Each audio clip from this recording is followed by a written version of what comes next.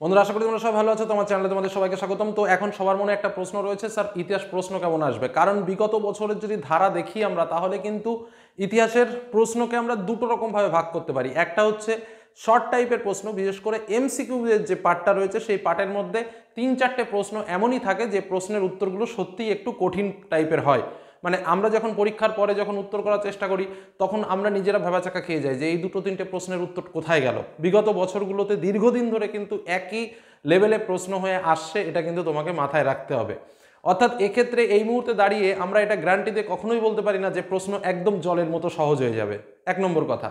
2 নম্বর কথা যে বিষয়টা, সেটাও একটু মনে রাখার দরকার, যেটা হচ্ছে বিগত বছরের ইতিহাসের যে প্রশ্নের ধারা, তাতে করে আমরা একটা জিনিস দেখতে পেয়েছি, আমরা যে প্রশ্নগুলো বা তোমার টিচাররা যে প্রশ্নগুলো তোমাকে হয়তো 2 মার্কে পড়ার জন্য রেডি করতে বলেছেন, সেই প্রশ্নগুলো 4-এ দিয়ে দিয়েছে।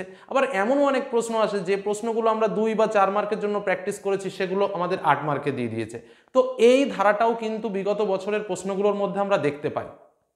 তো এই ক্ষেত্রগুলোতে আমি তোমাদের বলেছি যে যেগুলো বড় কোশ্চেন সেটাকে ছোট লেখা খুবই সাধারণ ব্যাপার, কিন্তু ছোট কোশ্চেন বড় লিখতে গেলে সেখানে 2-3টে অপশান তোমরা পাবে, তার মধ্যে বেটার অপশানটা চুজ করবে। 1 নম্বর কথা।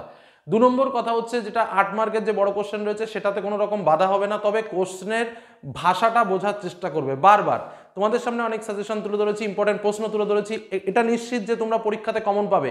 কিন্তু তার আগে তোমাদের যে কথাটা অবশ্যই অবশ্যই মনে রাখতে হবে, প্রশ্নের যে টার্নিংগুলো আছে সেই টার্নিংগুলো কিন্তু বুঝতে হবে। একদম হুবহু যে তোমাকে প্রশ্নটা তুলে দেবে সেটা কিন্তু নাও হতে পারে। কারণ বাংলা পরীক্ষাতে তোমরা যেভাবে আমাকে কমেন্ট করেছো, আমার এখনো মনে আছে, আমার মাথাটা এমনি গরম হয়ে গেছিলো সেদিন তোমাদের কমেন্ট দেখে। পরীক্ষাতে এসছে দৈনন্দিন জীবনে বিজ্ঞান, তোমাদের বলেছি বারবার দৈনন্দিন জীবনে বিজ্ঞান পড়ার কথা, আর পরীক্ষাতে আমাদের এসেছিল মানে বিজ্ঞানের ভালো দিকটা।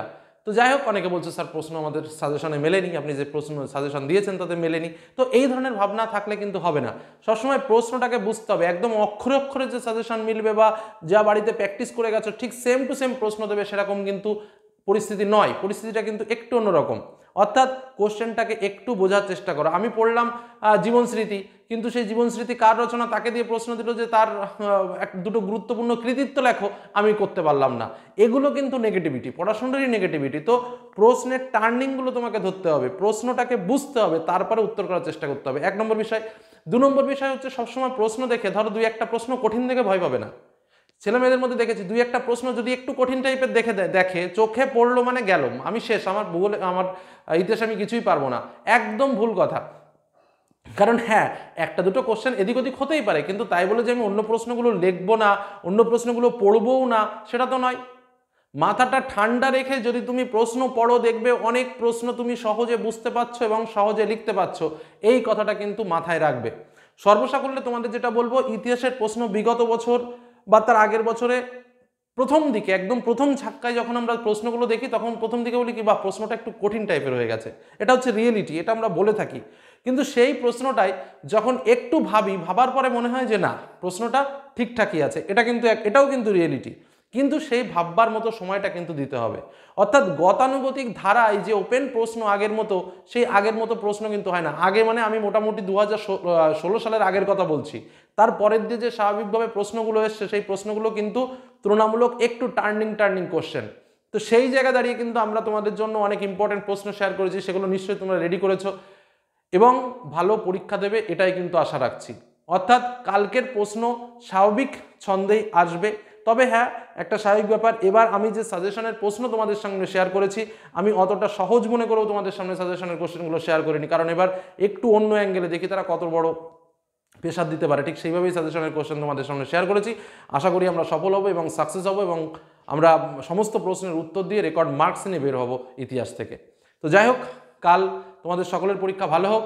আর প্রশ্ন যেমনই আসুক না কেন, ভালো হোক খারাপ হোক, সেদিকে দেখার দরকার নেই। আমাদের একটাই কথা, হাতে রয়েছে আমাদের অস্ত্র, অস্ত্রটা হচ্ছে পেন, পেন আমাদের থামবে না। এইটা মাথায় রেখে সামনের দিকে এগো। আর যে টিপসগুলো দিয়েছি, কোন অধ্যায় থেকে প্রশ্ন এসছে সবার আগে বুঝতে হবে, এইটা প্রশ্ন ওই অধ্যায় থেকে, ওই অধ্যায় কি বিষয়, এই বিষয়, শুরু করো অ্যাকশন। ব্যাস, এই টার্গেট রেখে সামনের দিকে এগো। অর্থাৎ আমরা যে প্রশ্নই আসুক, ভালো আসুক আর খারাপ আসুক, কঠিন আসুক আর জটিল আসুক, সবকটাকে মুষ্টি করে নরম করে একদম ফিনিশ করে দেবো। যাই সামনে আসুক, সামনে একদম গলিয়ে দেবো। এই টার্গেট নিয়ে পরীক্ষার হলে যাও। কি বললাম, বোঝা গেল? আর প্রশ্ন ওভারঅল যেমন হয় হোক, কঠিন নিয়েও টেনশন নেই, সহজ নিয়েও টেনশন নেই, আমাদের কাজ লেখা, আমরা লিখবো, এই টার্গেটটা মনের মধ্যে রাখো, তাহলেই দেখবে সব জলের মতন হয়ে যাবে, আর নাহলে সব পাথরের মতন হয়ে যাবে। কি বললাম বোঝা গেল? প্রশ্ন কঠিন নয়, উত্তরটা কঠিন হয়, এটা কিন্তু মাথায় রেখো। উত্তরটা তোমার দেওয়ার কৌশলটা যদি ঠিকঠাক থাকে, কোনো প্রশ্নই কঠিন নয়, প্রশ্ন সহজ হবে, এবং এবারও তাই প্রশ্ন সহজই হবে। চলো দেখা হবে কাল পরীক্ষার পর। ধন্যবাদ।